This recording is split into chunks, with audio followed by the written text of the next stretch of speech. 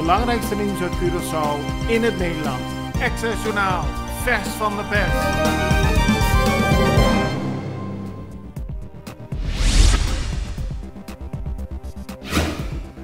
Bij verkeerscontroles in de afgelopen periode zijn er verschillende automobilisten geweest die niet wilden stoppen en in plaats daarvan op de agenten inreden. De meeste van die personen zijn uiteindelijk gearresteerd. De politie laat vandaag in Extra weten dit gedrag niet te tolereren. Mensen die op agenten inrijden bij verkeerscontroles kunnen worden beschuldigd van poging tot doodslag van een agent en dit heeft verstrekkende gevolgen. De politie roept iedereen op zich gewoon aan de regels te houden.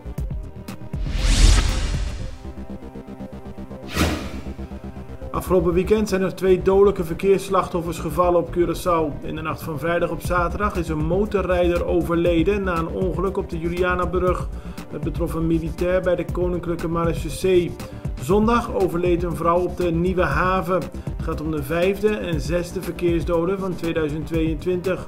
De vrouw die bij het ongeluk op de Nieuwe Haven om het leven kwam, ging met haar auto over de kop nadat ze vermoedelijk de macht over het stuur had verloren.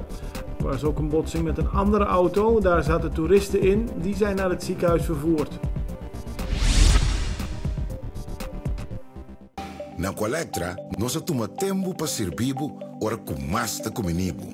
Llama no centro de cliente na telefone 0800-035 de Jaluna para Jabierne voor die setor de mente te com setor de noite para turno serviço nang of patrão cita. Se você transita para Chasabra, também por hora. Por escolher para trabalhar, riba aqualectra.com e aproveitar mesora, põe o documento na cerca para visita cerca nós vai mais fácil. Sim, Aqualectra su centro de cliente wordt klaar para servir na momento que você come abo.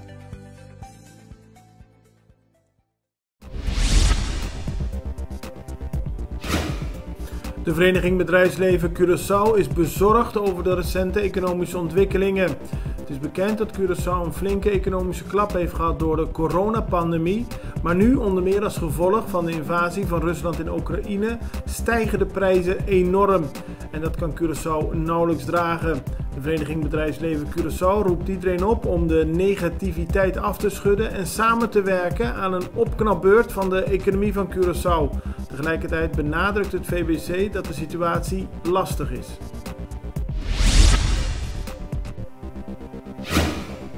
De Vereniging Bedrijfsleven Curaçao heeft enkele suggesties aan de overheid gedaan om de grote prijsstijgingen van de afgelopen periode enigszins tegen te gaan.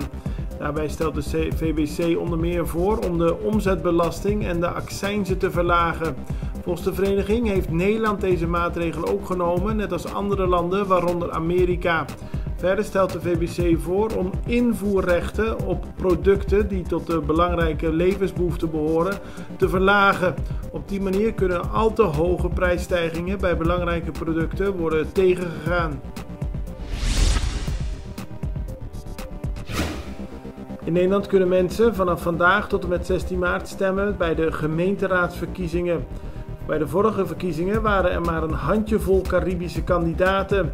Extra haalt vandaag een artikel aan van Caribisch Netwerk, waarin blijkt dat het er dit jaar fors meer blijken te zijn.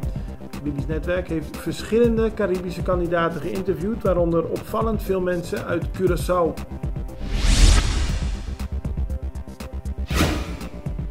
Op de Crakasbaai is gisteren een man aangereden.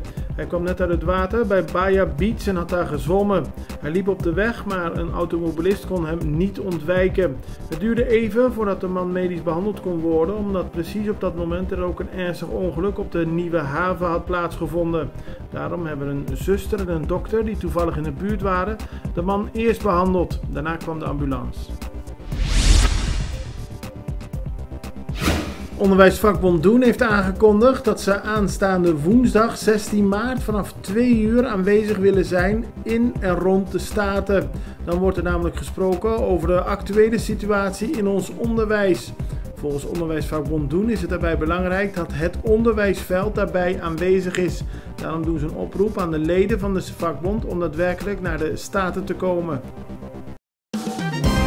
Het belangrijkste nieuws uit Curaçao in het Nederland. Access Journaal, vers van de pers.